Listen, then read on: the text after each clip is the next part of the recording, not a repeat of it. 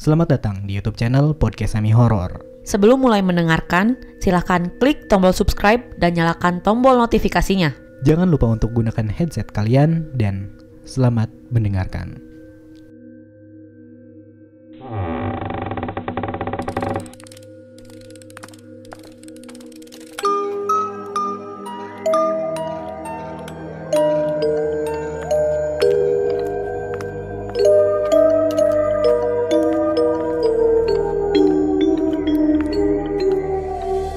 Oke, welcome back to Podcast Semi Horor. Nah, Di episode kali ini kita berkolaborasi dengan Rama Atmaja HCR. Nih, channel YouTube-nya ada di deskripsi di bawah. Kalau kalian punya Twitter, dia ada Twitternya juga. Di apa ya Twitter dia? @rama.atmaja.hcr. Nah, itu dia. Nanti tulis aja nanti kita cantumin di description box. Nah, betul. Langsung aja nih. Gas. Kun.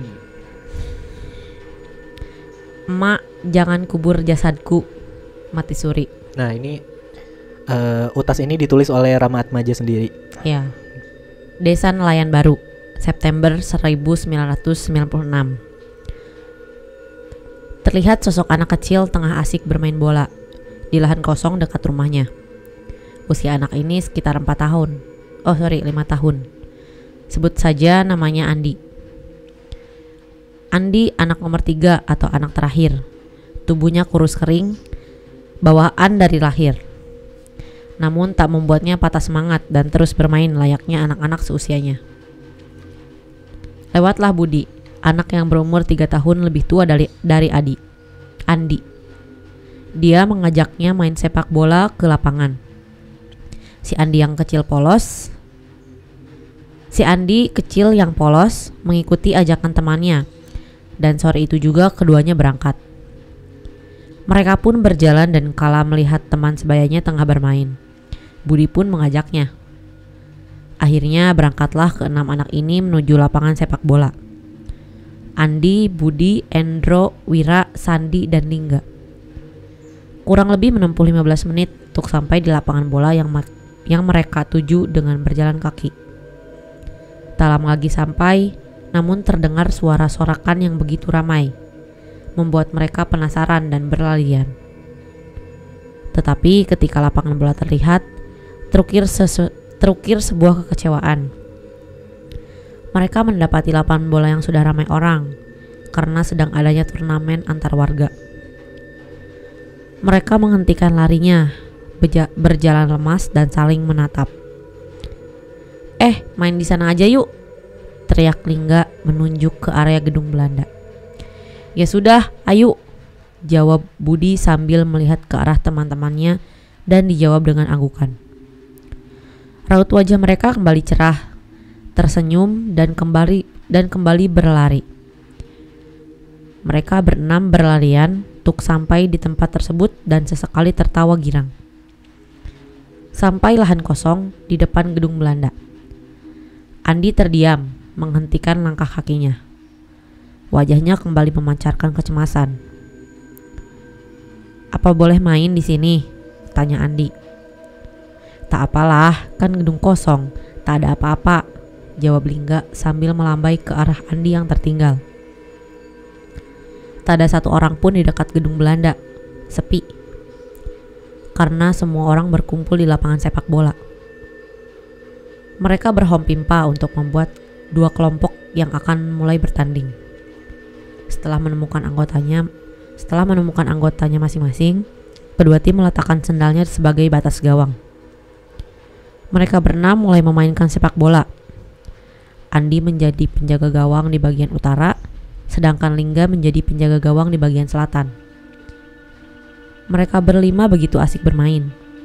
Berbeda dengan Andi yang was-was dan sesekali melihat ke arah gedung Belanda.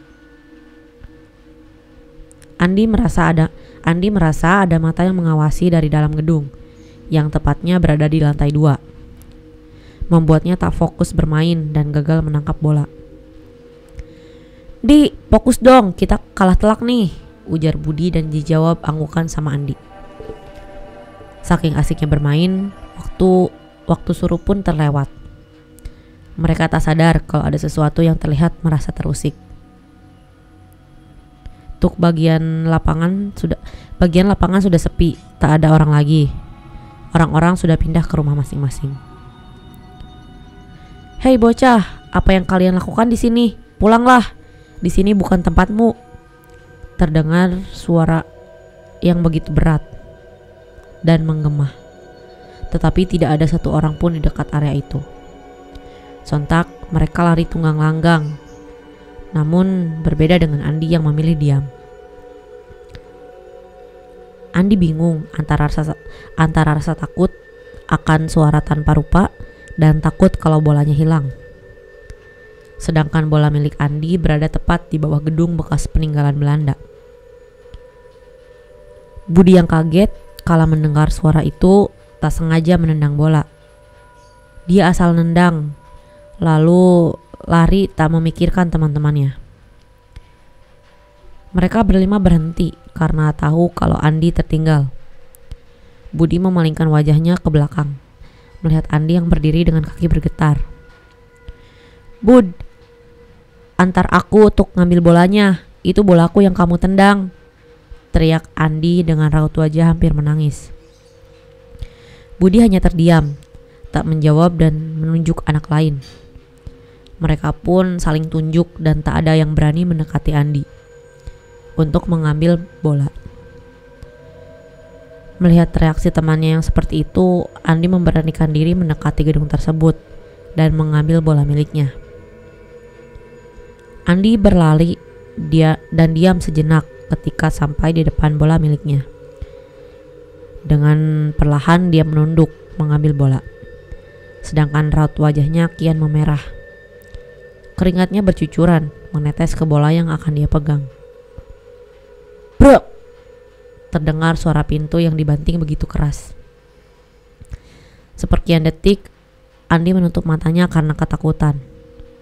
Ketika bola sudah terpegang, dia pun mulai membuka matanya dan berlari untuk menyusul teman-temannya yang sudah menunggu dari kejauhan. Bukannya menunggu, kalau melihat Andi berlari sambil menangis, mereka kembali berlarian. Andi berlari dengan sekuat tenaga, mengejar teman-temannya yang mulai jauh. Teman-temannya yang ketakutan tak menunggu Andi yang tertinggal di belakang dan terus berlari. Azan maghrib berkumandang. Sudah tak ada satu warga pun berkeliaran. Sedangkan mereka masih berlarian agar cepat sampai ke rumah masing-masing. Sampai depan rumah, Andi diam sejenak, menundukkan setengah badan sambil memegang erat bola dengan tangan kirinya. Sedangkan tangan kanannya mulai mengusap air mata.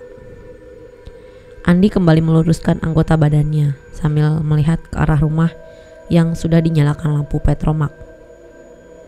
Andi berjalan memegang daun pintu dan membukanya. Dia melihat ibunya tengah menatap penuh amarah. "Dari mana saja kamu? Ibu khawatir," teriak sang ibu mendekati Andi dan mulai mengangkat tangan kanannya tinggi-tinggi. "Plak, plak." "Ampun bu," ucap Andi terisak karena bagian punggungnya dipukul sang ibu beberapa kali. "Lagi-lagi enggak, hah?" tanya sang ibu memicingkan kedua matanya. "Iya bu, ampun, enggak lagi-lagi," isaknya meminta ampun. "Sini bolanya, biar aku kempiskan," teriak sang ibu mengambil paksa bola yang Andi pegang. "Jangan bu, jangan," rintih Andi memohon sambil kedua tangannya mencoba meraih bola. "Sudah toh bu, petang-petang begini malah ribut, malu sama tetangga," ucap ayahnya yang datang dari arah belakang setelah selesai menunaikan sholat maghrib. Ibunya Andi terengah, air matanya menetes dan langsung duduk di atas kursi. Sedangkan Andi masih melihat ke arah sang ibu, hendak mengambil bolanya kembali. "Sudah, mandi sana, ibu gak akan melakukan hal itu," jelas sang ayah dan Andi pun menuruti perkataannya. Malam itu Andi merintih dalam tidurnya, membuat ibunya terbangun dan mengecek suhu tubuh Andi. "Astaga, badanmu panas banget, Nak," ujar sang ibu saat memegang kening Andi. Dia langsung bangkit dari tempat tidurnya dan pergi ke dapur untuk mengambil air dan obat warung yang dia simpan.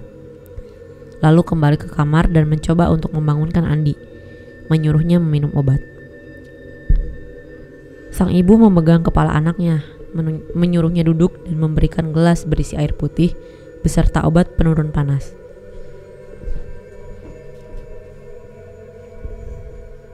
Setelah Andi meminum obat, ibunya kembali menidurkan Andi dan pergi ke dapur untuk mengambil baskom serta air dan handuk untuk mengompres. Setengah sadar, Andi melihat ada sosok kakek tengah berdiri memandangnya. Kakek itu mengenakan pakaian serba putih. Kakek itu mengelurkan tangan kanannya dan entah mengapa Andi balik mengulurkan tangan untuk meraihnya. Pandangan Andi mulai menghitam untuk sesaat dan ketika dia sadar sudah berada di tempat berbeda. Tempat yang belum pernah dia lihat sebelumnya. Di sisi lain, ibu Andi bingung dengan gelagat anaknya yang tiba-tiba mengangkat tangan kanan, lalu terhempas turun dengan sendirinya. Ibunya kaget dan langsung memanggil suaminya yang sudah siap-siap berangkat melaut. Waktu itu sekitar pukul 3:30 pagi, sang ibu memanggil suaminya dengan nada teriak penuh kecemasan. "Yah, ayah, coba kesini lihat Andi." "Aduh bu, ayah mau berangkat nih, memangnya kenapa dengan Andi?" teriak suaminya yang sedang bersiap untuk pergi berangkat melaut. Dia berjalan dengan agak cepat menuju kamar. Saat sampai di dalam kamar, terlihat raut wajah sang istri penuh kecemasan, mengeluarkan air mata sambil terus memandang ke arahnya. Dia kaget dengan pemandangan seperti itu dan bergegas mengecek kondisi Andi. Sang ayah melihat Andi yang tak bergerak sambil menempelkan telunjuk di antara hidung dan mulut. Merasa Andi tak bernapas, dia mendekatkan telinga kanannya ke dada Andi dan tak terdengar detak jantung. Lantas mengecek pergelangan tangan Andi, denyut nadinya tidak lagi bergerak. "Innalillahi, Andi telah tiada bu," ucap ayahnya memejamkan kedua matanya. "Gak mungkin ya, Andi gak mungkin tiada," teriak ibunya menangis sambil menggoyangkan tubuh Andi. Tetapi Andi tak kunjung bangun. "Sudahlah bu, kita ikhlaskan saja kepergian anak kita," pinta suaminya. "Tidak ya, Andi masih hidup," balas sang istri yang tak terima kenyataan kalau Andi sudah meninggal. Di sisi lain, penglihatan Andi kian membaik. Dia nampak kebingungan dan ingin bertanya tentang kakek itu, tetapi mulutnya seakan tidak berani untuk digerakkan. Namun kakek itu seakan tahu jalan pikiran Andi.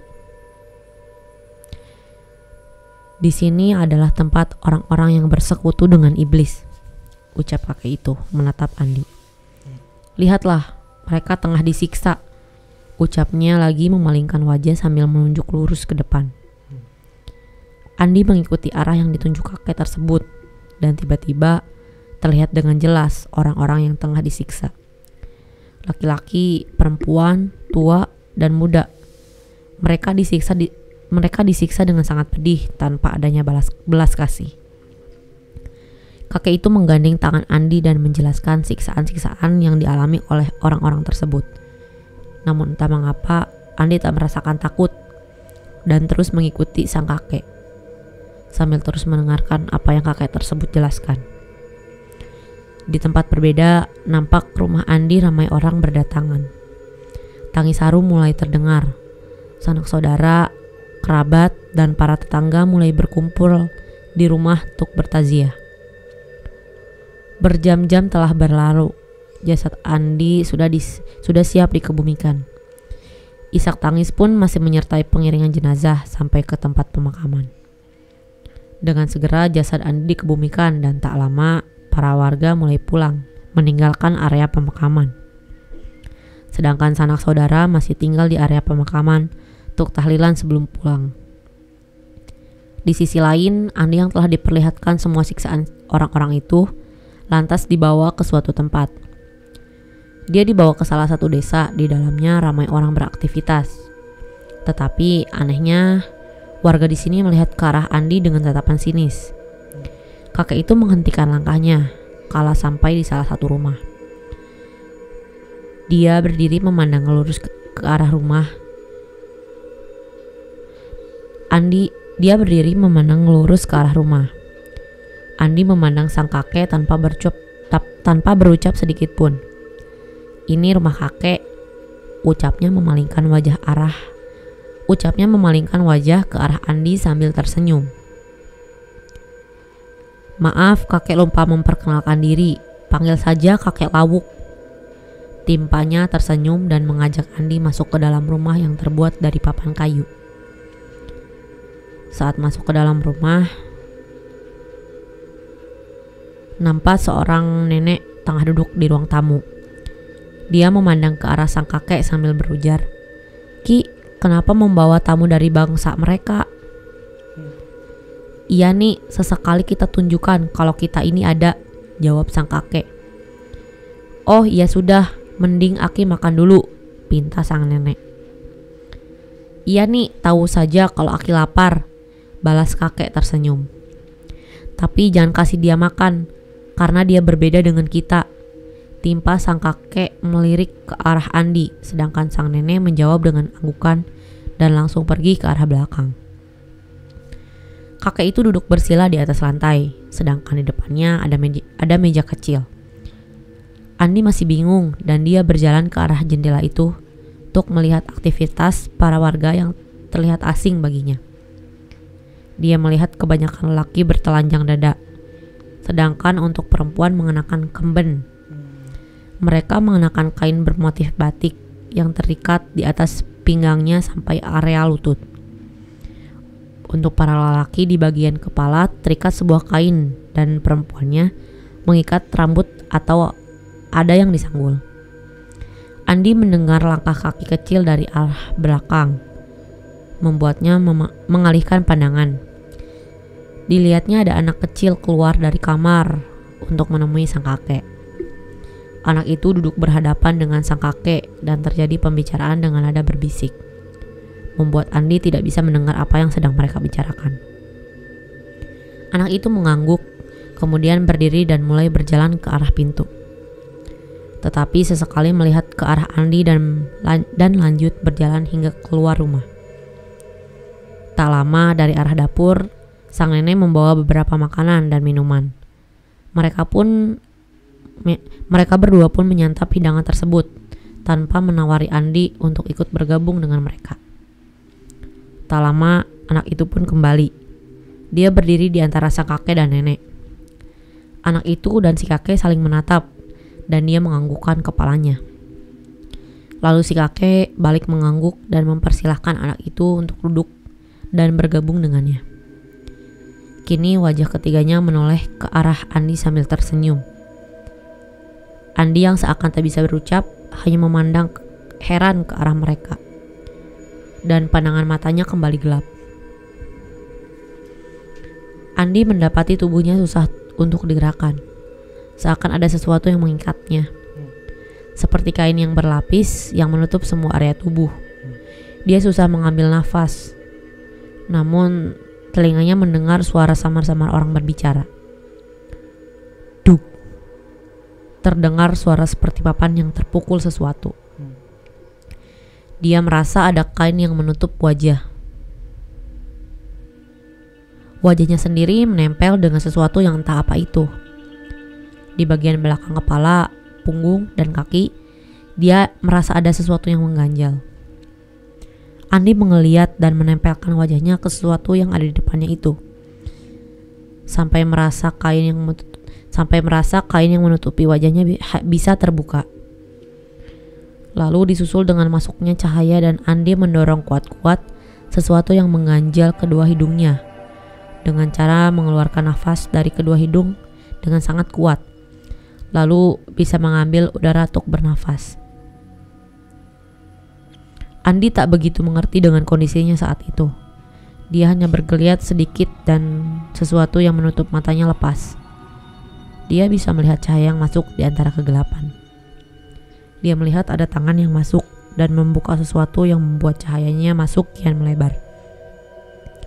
Cahaya yang awalnya masuk dari atas bagian dada dan terus masuk sampai ke bagian wajah, membuatnya bisa melihat beberapa orang tengah menatap. Andi melihat ada yang langsung naik dan ada yang masih menatapnya. Sebagian orang yang Andi lihat lari ketakutan. Namun dia belum menyadari akan kondisinya saat itu. Sampai sang ayah memeluknya dan mengangkat tubuhnya. Andi sadar dia ada di area pemakaman. Dilihatnya beberapa orang lari tunggang langgang. Namun anehnya Andi belum bisa mendengar dengan baik dan mulutnya seakan terkunci. Hanya menggerakkan kedua bola mata dan kepalanya untuk melihat sekitar. Dia melihat orang tuanya dan sanak saudara beserta tetangga menangis melihat ke arah Andi.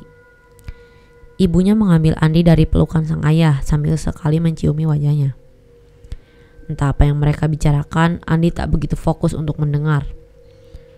Ayahnya kembali menggendong Andi dan membawanya meninggalkan area pemakaman.